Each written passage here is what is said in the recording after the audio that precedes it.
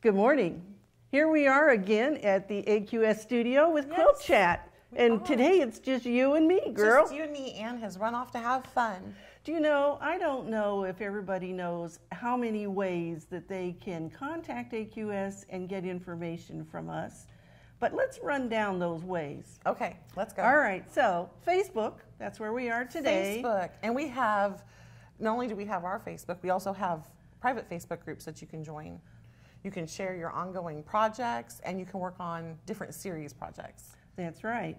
And of course, when we finish with this video today, then it goes to our YouTube channel, which is Quilt TV. Yes, and you can find all sorts of tips, different techniques. You can see demos. You can catch what's going on at the quilt shows. You can visit the winners of the different awards from the quilt contest. They'll talk about how they made their quilts. Yes, there's so much. If they hit that subscribe button on YouTube, every time we post a new video, you'll get a notice from YouTube. Yeah, and so you don't have to do a single thing to be able to get all the latest information. No, it comes right to you. All right, and then of course we're on Pinterest. Very good, yes, all over Pinterest. Yes, lots of pictures there. Wonderful quilts and lots of free patterns. And we're on Twitter. Yes, we tweet. So if you want to talk to us on Twitter, you can do that too. Oh yes, tweet away. And of course, we have the AmericanQuilter.com website. Oh, Instagram. Oh yes, yeah, I missed that one, didn't I? Instagram. Yes, lots more pictures. You can get crafty with us on Instagram. That's right. Yes. Okay, now to the website. Okay, now the website, AmericanQuilter.com. And from that website, you can find everything. The quilt shows, membership, the blog. iQuilt. All of those links are on AmericanQuilter.com. And the really important one is for members. That's how they access all their special membership stuff. Yes. All the goodies they get. Yes. And the digital magazine content, all that. All right. Well, so you can see that there are many ways that you can contact us. And if that doesn't work, you can always call us at 270-898-7903. We get lots of questions from people all over the country and all over the world related to quilting. Yes. So that's what we're here to help. Always. Well, and I know you have some really great blocks for everybody today, so tell us about them. So today kicked off our 50 states in stitches. So we're going through all 50 states and we'll be sharing each of the quilt blocks, 5 a week for 10 weeks. And to go, and there they are, and they're so pretty. And if you ask, this comes from Bonnie's book, Vintage Quilt Blocks State by State.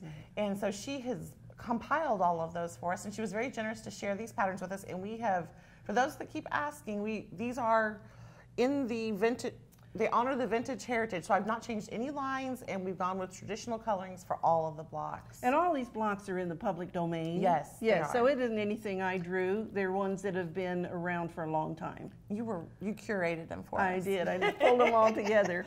Well, and so you forgot to say that you're putting them in the order that the states entered the Union. That's right. We didn't want to do alphabetical because we'll get lost in the M's, so we did them. A suggestion came in to do them in historical order, so we are. And then with each block has a matching mug rug that it's very reminiscent of those wonderful little refrigerator magnets. And this is so, as you know, you pick your state, or if you've traveled to the state, you can add anything that's of interest to you about that state. And we've given you a few ideas to go with, and then you can play some more. And you know what? It kind of reminds you of those postcards that say, "Wish you were here." Yes. Do you know what? And these are 6 by 9. And when I looked at those, I thought, oh, what a cute quilt that would make. Wouldn't that be fun if you took a road trip and put each of the states in there that you took on that road trip? That would be so fun. That would be fun. It would be beautiful.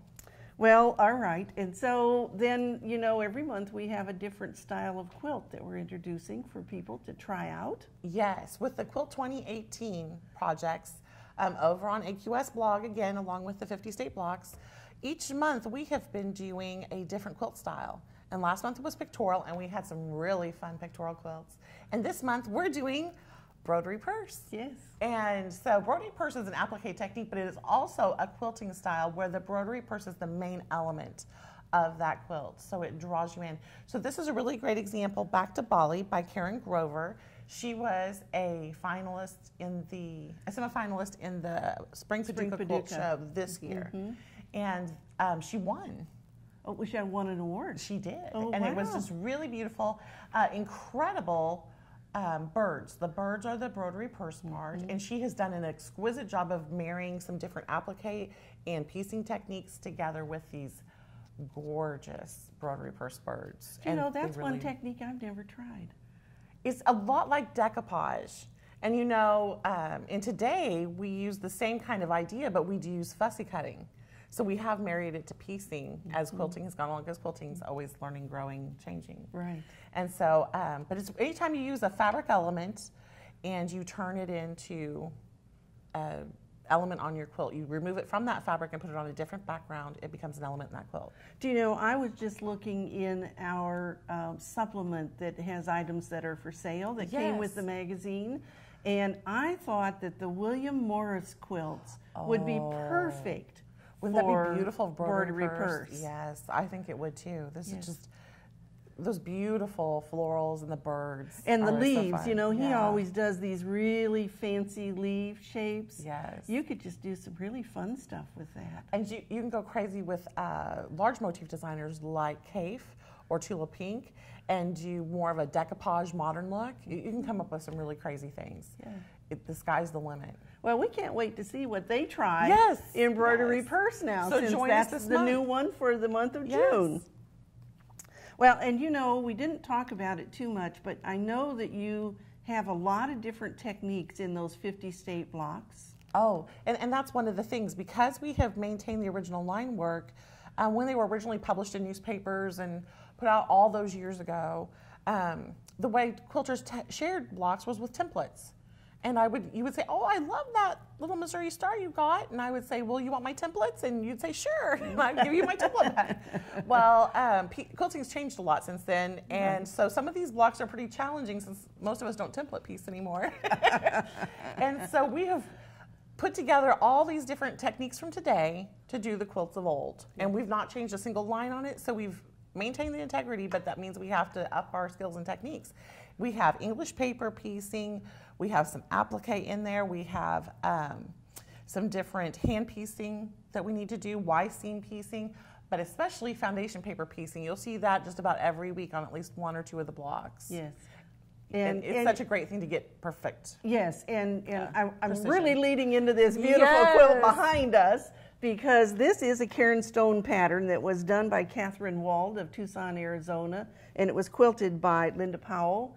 But boy, if you want sharp and really perfect seams, foundation piecing is what gives that to you. It sure does. It gives you all the precision, doesn't it?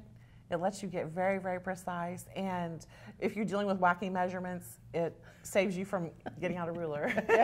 Or do it in 16th or 30 seconds, right? Yes, yes. And so this quilt is a beautiful calliope of color. It's just gorgeous. All those beautiful points. Okay, and so the name of that quilt is My New York Beauty by Kathryn Wald. Fair.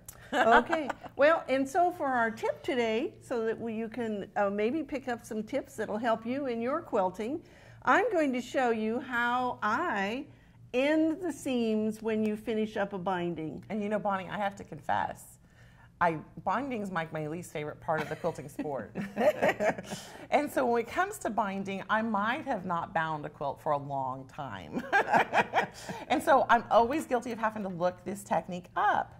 And so it's so good that you're going to share it. Well, and so let me show you how we do it. Do you have any tips for helping me remember to do it? Well, yes, and there are some things that you can do. Now, I have already trimmed the bottom, the starting stop, and I guess that's my stop part. But what I want you to pay special attention to is how much room I left in between. You have to have some room to work when you have to pick up these ends. And so you can see I only sewed about 4 inches on either side of this. So there's about a foot in between. Good. I always get bound up with just 3 inches left. Okay, so I trimmed the bottom one, and I'm just going to lay that slightly over the edge of my placemat here. Okay, then what I did is I just snipped off a piece of my binding off of my long tail, And this is our measuring stick. So I'm going to take my binding now, and I'm going to lay one over the top of the other. And now I have to have the width of that binding to be able to make it come out right. So now, and I will just warn you, you will do this once. And that is, you want to make sure you don't cut on this end, because if you do, you have to rip it back and piece in some binding because it'll be too short.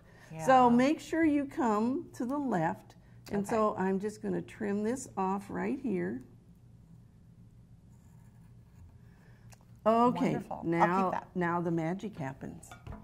All right, and I do this every time because, you know, we don't finish so many quilts that we do this every day. No, and I don't. I do this every single time that I put a binding on. But I'm going to open this up, and you know we have to have right sides together, and you want to make sure you don't twist them. So I always take and fold my 45-degree angle that will be my seam line, and I'm just going to do a little finger pressing right there. Oh, wonderful. Okay, now this is the secret, is you take your other piece of binding and you match up that fold of your binding, and I'm going to lay it right on top, okay, of my folded piece, and now I'm going to pick it up. Oh, look at you go. And so now you can see, I always say it has to look like an A. You've got a leg of an A and a leg of an A, and our seam is going to be the cross on the A. That's a good way to remember it. If you just remember that, but if you're doing this for the first time, I'm going to put a pin in just to hold this together. All right, now I'm going to pin it. Oh, I didn't pin that very well. Let's get it down here where I'm not pulling on it. Now I'm going to put a couple pins in on the diagonal line where I would be sewing. Okay. And so we're just going to sew this with a pin. Smart. Like a practice run. That's right. That's right. Because I don't like unsewing this part very much. I've done that a few times too. Okay, so now what I'm going to do is I'm going to just take that and fold it like it would be sewn on there. Oh, wonderful. And so you see what happens now? It fits perfectly on the edge of your quilt. Now, once I've done this, I would go back and sew that seam, and then I would press these seams open. Okay. And once you do that, you lay it in here, and you come back and start up here and go right down, and your binding is all finished. All done. That's wonderful. Thank you. So remember, the A. Fold the corner. I like the folded corner. Align the right sides. Pick it up by the corner. You're going to sew across the A. If you remember that, so easy. You won't have to look it up every time. Thank you so much. Well, and so I hope that'll help you. And if you have any tips that you'd like to send to us, we always like new tips, don't we? We do, or questions. If you have questions, we're happy to address those as well. But if you have something you'd like us to show on this program, let us know. Yes. And with that, we'll say goodbye today, and we'll look for you next Wednesday.